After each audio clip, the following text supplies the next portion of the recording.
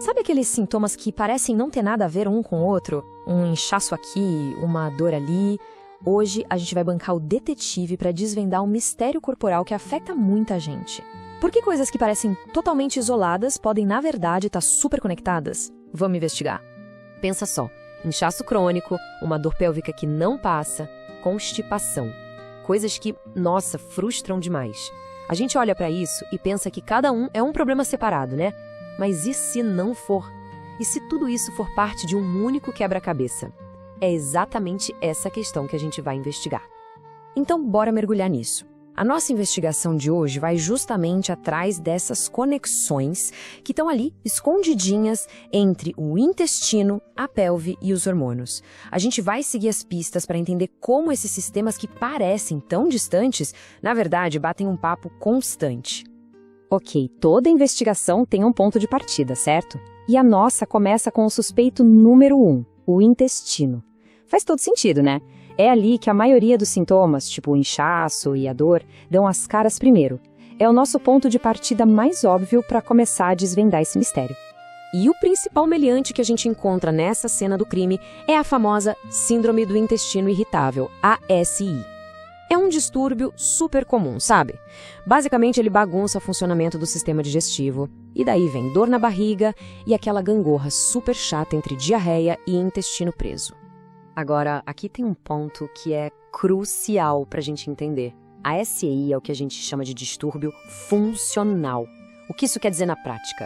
Quer dizer que se a pessoa fizer um monte de exames, não vai aparecer um dano físico, uma inflamação, nada. O problema não é a estrutura do intestino, mas sim como ele funciona. E é isso que deixa tudo tão misterioso. Beleza. Se não aparece no exame, como é que se chega a um diagnóstico? Bom, os médicos usam um tipo de checklist do caso, sabe? São os critérios de Roma. Se tem dor abdominal recorrente, que melhora ou piora depois de ir ao banheiro, e isso está ligado a mudanças na frequência ou na aparência das fezes por uns 3 meses, pronto. A SI vira a principal suspeita. Mas o intestino não é um criminoso solitário. Pois é, a história não termina aí. O mistério fica ainda mais complexo quando a gente traz à tona o nosso segundo suspeito. Um cúmplice que, olha, muita gente esquece que existe. O assoalho pélvico. Mas o que é esse tal de assoalho pélvico? Pensa numa rede, tipo uma cama elástica de músculos, lá embaixo, na bacia. Essa rede sustenta órgãos super importantes, como a bexiga e o reto. E é ela que dá pra gente o controle para segurar o xixi e o cocô. Essencial, né? E é aqui que vem a grande virada na nossa investigação. Quando se fala em problema no assoalho pélvico, quase todo mundo pensa em fraqueza, né? Músculo frouxo. Só que no nosso caso, o culpado é justamente o contrário, a hipertonia, ou seja, os músculos estão tensos demais, contraídos o tempo todo. E essa tensão é uma peça-chave no nosso quebra-cabeça. Tá, mas como é que um músculo tenso causa prisão de ventre? É pura física, gente. Pensa assim. Primeiro, os músculos já vivem contraídos. Segundo, na hora H, quando eles deveriam relaxar para abrir a passagem, eles simplesmente não conseguem. Resultado? Isso cria uma barreira física mesmo. É como tentar sair por uma porta que alguém está segurando fechada do outro lado. Não vai, né? E olha só que interessante. Constipação, dor para urinar, aquela dor nas costas que ninguém sabe de onde vem, dor pélvica. Dá para perceber como esses sintomas são parecidíssimos com os da síndrome do intestino irritável? É exatamente aqui que as pistas se embaralham. O que a gente achava que era só um problema do intestino, na verdade pode ter uma causa muscular. E como em todo bom filme de mistério, sempre tem um cúmplice. Aquele personagem que age nas sombras, influenciando toda a história.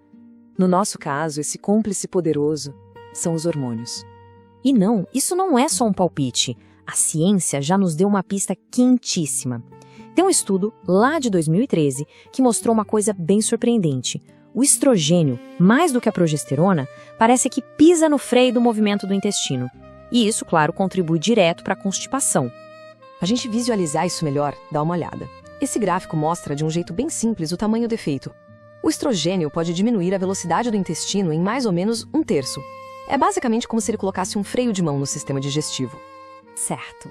Chegou a hora de juntar todas as evidências na mesa. O intestino, o assoalho pélvico, os hormônios, nenhum deles age sozinho. Eles estão presos, juntos, num verdadeiro círculo vicioso. O ponto de partida é o intestino. Uma dor, um desconforto, uma inflamação. Tudo isso dispara um alarme, um sinal de alerta para o corpo inteiro. E como o corpo reage a esse alarme? Com uma contração de proteção. É um reflexo, a gente nem percebe. Os músculos do assoalho pélvico se enrijecem, como se estivessem tentando abraçar e proteger aquela área que está doendo. E aí o ciclo se fecha, porque essa tensão nos músculos causa mais constipação e mais dor. E o que o intestino mais irritado faz? Manda mais sinais de alerta que causam mais tensão muscular. Um alimenta o outro, sabe? Cada suspeita piora a situação do outro e a coisa não acaba nunca. Então, a grande pergunta é, como a gente quebra esse ciclo? Como é que se resolve esse caso de uma vez por todas? A resposta não está numa pílula mágica. A solução está numa abordagem que olha para o todo. A chave do mistério é o que a gente chama de abordagem multidisciplinar. Ou seja, em vez de atacar um sintoma só, a gente precisa tratar o sistema inteiro. Isso passa por uma avaliação médica completa, claro, mas também por fisioterapia pélvica, para ensinar os músculos a relaxar, passa por ajustes na dieta, no estilo de vida, em como se lida com o estresse. Cada uma dessas peças é fundamental para desmontar esse ciclo.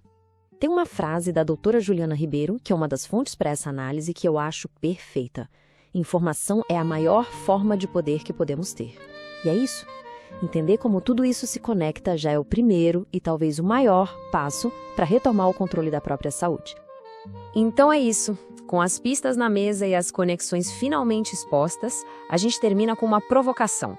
Agora, com esse mapa do mistério em mãos, quais são as perguntas certas a se fazer na próxima consulta médica para finalmente decifrar o caso?